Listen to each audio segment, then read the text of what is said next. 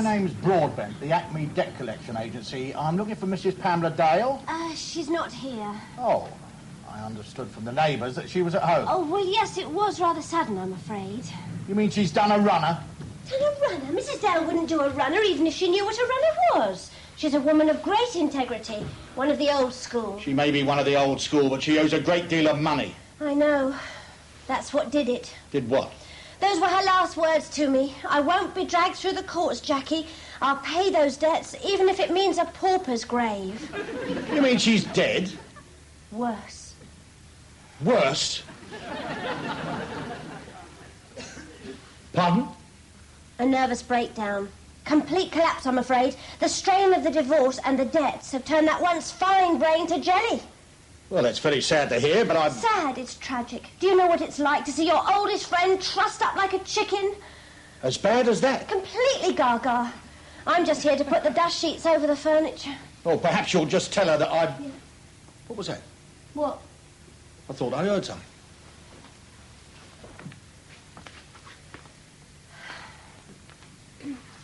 I must have been mistaken. Well, if you'll excuse me, Mr. Broadbent, I have a great deal to do. Yes, well, if you'll just tell Mrs. Dale we can't allow this state of affairs to continue, whatever the circumstances. Here's my card. Perhaps you'd be good enough to let me know if we can come round. Yes, when you can come and visit, of course. And thank you for being so understanding.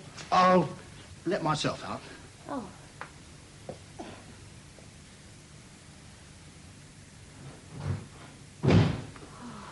Has he gone? Yes. I need a sherry. So do I. Oh, he has that effect. As soon as he's gone, I always fly straight to the decanter. I certainly didn't like the look of him, Pam. Oh, not surprised. He's got a face like a wet weekend. Still, I suppose it's a very difficult job. Not to him. He enjoys preying on defenceless women. Oh, it's times like this when I wish I had a 16-stone husband with a matted chest and a dirty singlet who could pitch Broadbent straight through that window. Oh. Well, Mrs. Dale, what a transformation. 1 minute trussed up like a chicken, the next taking sherry with a friend. I have great powers of recovery. You're not having a nervous breakdown, are you? Want to bet? If you don't stop harassing me, I'll have a seizure. I am not harassing you. I don't enjoy this, Mrs. Dale. Well, I don't. Wonder why we keep doing it. Because of this. £500 still outstanding, and interest mounting all the time. My husband borrowed that money. I explained that because you were husband and wife, we believe you acted jointly in this matter. And anyway, your husband has no visible means of support. I'll send you his braces. He's a man of straw, not worth powder or shot, Mrs. Dale, and you have the house. And I'm going to keep it. But you work in a bank. Surely you can find the money.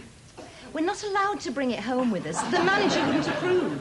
He wouldn't approve if he knew you were issuing cheques you could play patacake with. My ex-husband signed those cheques. I'm tired of listening to these excuses. You're tired. What about me? I have to make them. If you don't settle this debt in 48 hours, I'll have to take steps. Steps? What steps? We'll drag you through the courts. You'll get an attachment of earnings, a distraint on goods. We'll seize your assets, Mrs. Dale. Are you threatening me, Mr. Broadbent? Yes. Well, I'm not worried. Do I look worried? Of course not. And you know why? Because we're standing here surrounded by priceless antiques. What? Take this jug, for example. Note the strange luminous glaze and the marks of the potter's fingers. I believe this to be early Ming, Mr. Broadbent. If you look closely, you might just discern the oriental lettering. Looks more like 33 and 6 to me. All right, what about this vase? Note the surface of the porcelain. The strange, pitted look, like the skin of an orange. Typical of the Qianlong period. Looks cracked. Of course it looks cracked. You'd look cracked if you'd been around 500 years. I prefer cash, Mrs. Dale. You've got 48 hours. I can't arrange things with Sotheby's in 48 hours. Well, that's your problem. And if I don't get the money, I could turn very nasty. Nastier than this? Oh, yes. Much nastier. I don't believe it. You'd better believe it. 48 hours. Fine. I should have my gold fillings melted down by then. I'll be back.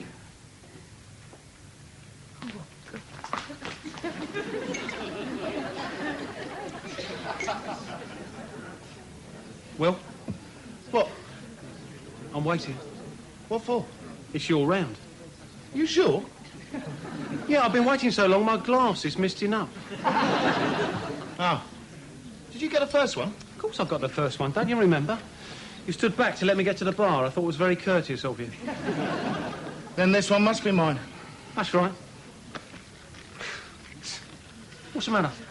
Well, the truth is I feel a bit guilty, what with the kids needing new clothes and all that. Oh, don't bring the kids into it. It's not my fault you kept potting the black, Clive. We wanted children, Mel. Yeah, well, now you got them. And don't look at me for support. I pay my taxes. Struth, where did that come from? Is it valid? Of course it's valid. You went a long way down in the stocking for that, Clive. Yes, and it's very nearly the last, Mel. It's still your round. I just hope it's been worth the effort. What do you mean? Well, I'm just thinking about all the money we've been spending on these girls. You don't begrudge it, do you? But it doesn't seem to have got me anywhere. Hasn't it, Clive? No. You surprised me. Has it got you anywhere? Oh, well, you know I don't kiss and tell, Clive. You tell me about the Swedish au pair Well, yes. and a kissogram girl for a barnet. All right. This is different. These girls have class. Jackie's probably saving herself What for? for some evidence of a more permanent relationship. I think she's after my money. What money? You haven't got any money. She doesn't know that. You tell her as a doctor. She thinks that if I want any money, all I've got to do is whip out another gallbladder. I know what she's waiting for. Diamonds, furs, holidays abroad. And she's going to have a bloody long wait, Clive. If I told her the truth, she'd drop me like a hot brick. That's just where you're wrong. I believe she's become attracted to your personality. Do you think so? These girls work in a bank. They handle thousands every day. They know after Rotary. They're not impressed by money. So there's no need to sit with your hand on your wallet all evening. I don't. Yes, you do. Some nights you look like flaming Napoleon. That's only when the room is crowded. It pays to be careful. Well, your wallet would be a bitter disappointment to a pickpocket. A few bus tickets, an ageing condom, and a few mouldy fibres. It's all right for you. You're a bachelor. You've got plenty of money. I have to struggle. What are you doing? I'm getting my money together. I thought you were broke. There must be a fortune there. Now, 10 quid. The rest is Bank of Toy Town. Bank of what? Toy Town. I got it from the kids' post office game. I have to keep up appearances, Malk. Besides, it impresses the barman. You've been flashing that roll in front of Jackie. Yeah. No wonder you think she's after your money. They're here. Well, stand up, pillock. You're just in time. Clive's in the chair. Yes, girls. What can I get you to drink? Well, I could do with something really strong, couldn't you, Pam? Strong. I certainly could. How strong? Well, what about Pimm's? Oh, that would be nice. 2 Pims. I'll give you a hand, Clive. Money, money, money. It's a rich man's world. What's the matter? I think we should get this one, Jackie. The doctor can afford it, Pam. He does a lot of private work. He's always snipping away at something. That's not the point. It's time we paid our way. I don't want them to think we're sponging. Well, there's just one snag, Pamela. You haven't got any money. I know. What about the cash dispenser? I've tried it. Was your card rejected? No. Boxing glove came out and punched me on the nose. I'm so fed up with being broke. Well, why don't you borrow some from Clive or Malcolm? They got plenty. I hardly know them. I couldn't take their money. You already have. What about the drinks and the meals? I hadn't thought of it like that. I won't rest until I've repaid every penny. We're going to return their Well, hospitality. how are you going to do that? We'll throw a party, and they'll be guests of honour. Well, you still need money. Now I'll try the cash dispenser again. What about the boxing glove? I'll duck. Well, I'll do that. All right, let's do it. Thank you, Clive. These are on Pam. She insisted. I didn't like to argue. Oh, no. She's so brave, isn't she? Is she? Never guessed she was in debt. In debt? I'm afraid she's in desperate straits. Oh. What she needs is a What? temporary loan. Well, don't reach for your wallet now, Clive. No. She's so proud she wouldn't accept it. Wouldn't she? We'll talk about it later. Are you all right, Clive? Excuse me, I don't feel very well.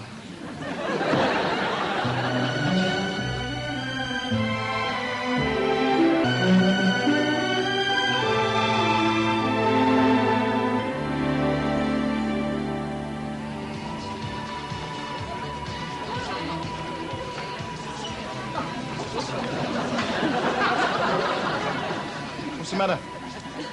You rang me up 4 times to ask me what to wear this evening, and you come in a safari jacket. You said it was casual. I don't mind casual. You look like the rhinestone cowboy. That jacket went out years ago. And what's that on your shoe? Looks like sellotape. It is. Clive, why are you wearing sellotape on your shoe? The leather's split. Couldn't you have worn another pair? I haven't got another pair. Well, keep your foot out of sight. And try and look as if you're enjoying yourself, for God's sake. Notice anything, Mel? No carpet. Think they're trying to tell us something? What? They're down on their luck. They're taking up the carpet because they're having a party in our honour to repay our hospitality. It's the kind of people they are. It's just a come on, Mel. Is it, Clive? Now it's coming next. The shakedown. You've seen too many films. I told you, Mel, they're looking for a soft touch. Well, they're backing a loser in you, aren't they? You've always been mean. I remember you in the cinema, creeping back to the 3 and 6s, pretending you lost your ticket. The times you were sent back to the 2 and 3s. Of course, they didn't realise you'd come from the 1 and 9s. I'm not mean, I'm just careful. You're mean, mercenary and mean. That's why Julie left you. Don't say that, Mel. A mean man's a real turn-off, Clive. You wait. It won't be long before they're pitching us a hard luck story. Then perhaps you'll believe me. We'll see, should we?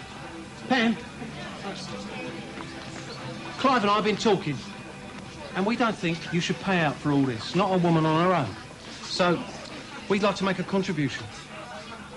No, that's all right. Go on. Take it. I don't need it. It's yours, Pam. No strings. No, I couldn't. Please, put it away.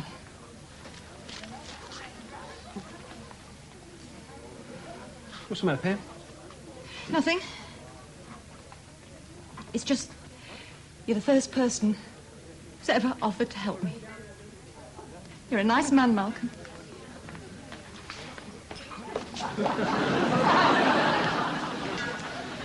Wasn't that a wonderful gesture? Yeah. Malcolm certainly knows how to treat a woman. He's not the only one. I was standing by with this. Clive, that looks like a lot of money. It is, but it's nothing to me. I did a couple of gallbladders for cash today. Trouble is, she won't take it. She's too proud. Yeah, but I'm not. I'll slip it into that vase over there. She won't know where it came from. It'll be our secret.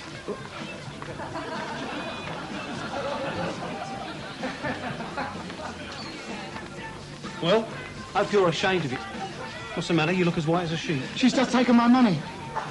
You haven't got any money. £500 in Bank of Toy Town notes. What? And £10 of my own. You always have to go over the top, don't you? You always have to go one better. What's she done with it? Put it in the vase. She wants to surprise Pam. It'll surprise her, all right. I don't think the Bank of Toy Town's in the top 5. Get it back. I'll cover you. Got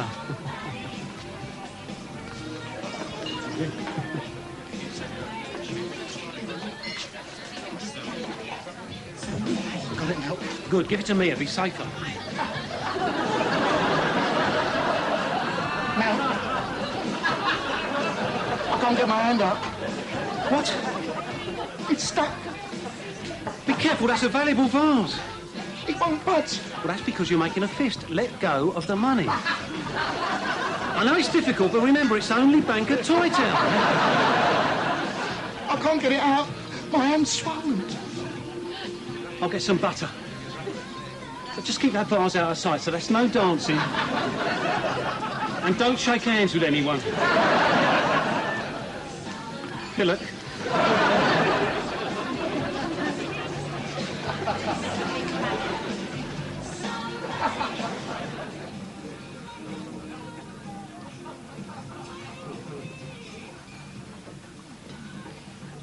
Hello? Hello, the party's through there. Oh, I haven't come to the party. I've come to cut you off. What? My name is Potter, Electricity Board. You can't cut me off, Mr. Potter. I can. But I'm holding a party. I know, I saw the lights blazing half the way down the road. Where do you think all that electricity comes from, Mrs. Dale? Us. And it has to be paid for. Have you seen the size of those cooling towers? But you can't. I live alone. I need my electric blanket. I'm only one step ahead of hypothermia. I'm sorry, that carries no weight with me. I'm resolute. Oh, and if you've got any tropical fish, find a good home for them. They could be floating on the surface by the morning. Look, I'll give you a cheque. Cash in hand, I'm afraid. I haven't got that sort of money in the house. Can't you suggest anything? Have you got any candles? No, I haven't got any candles. Have a heart, Mr. Potter. Mrs. Dale, you're looking at a man who cut off a lady's hairdressers and left 10 women under the dryers on Christmas Eve. You're looking at a man who cut off a greenhouse and watched the early crocus wilt and die before his very eyes. You're looking at a man who lost his heart a long time ago. You're looking at a man from the Electricity Board. Look, I'll get you a drink. Have a sandwich. I'll find the money. Everything all right? Jackie, this is Mr. Potter. Have you brought a bottle? No, Mr. Potter's from the Electricity Board. He's come to cut me off. What? I'm afraid so, unless I get satisfaction. Oh, I think I can satisfy you, Mr. Potter.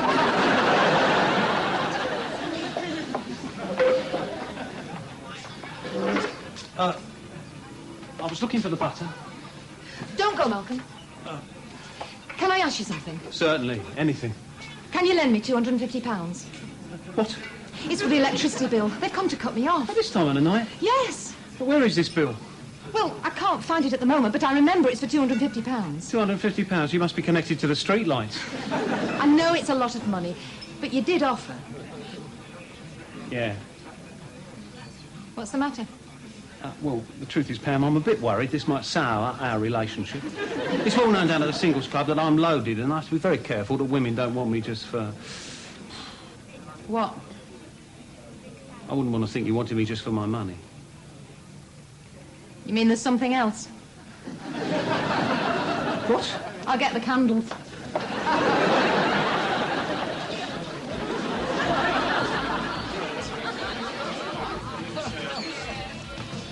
Oh, Clive, have you met Mr. Potter? He's an electrical engineer. He drives a 1600 gear with electric windows and central locking. Clive's a doctor, Mr. Potter. Oh, how do you do? Clive, have you seen the vase? What? I wanted to show Mr. Potter the vase and it seems to have gone. What are you looking for, Jackie? The vase, it's gone. Oh, no, it's been in the family for years. Oh, has anybody seen the vase? There must be one that was over here. Have you seen the vase? It was there a moment ago. I hope it's not broken. Someone's broken it and hidden the pieces. Well, where is it?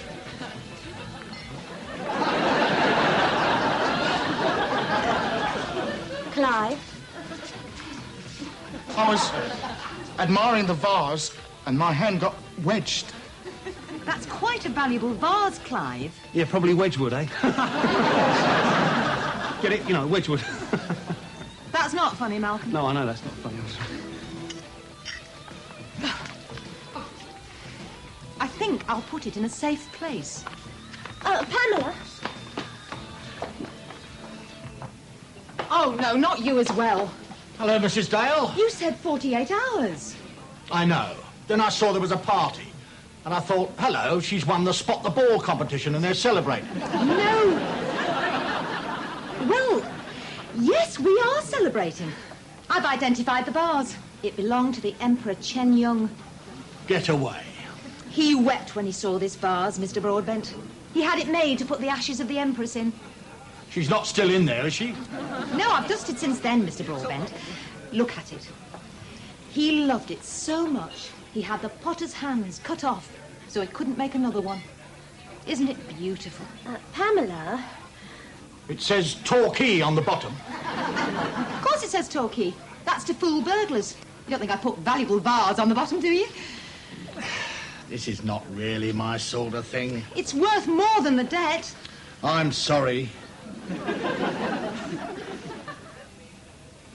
But then, on the other hand, I suppose I could take a chance. It would settle the account. What? Pamela. I'm probably being a fool to myself, but I'll take it off your hands. There's your receipt. Good night. Jackie, either I'm getting better at this, or that vase is valuable. What's the matter? Nothing. I better get back to Mr. Potter.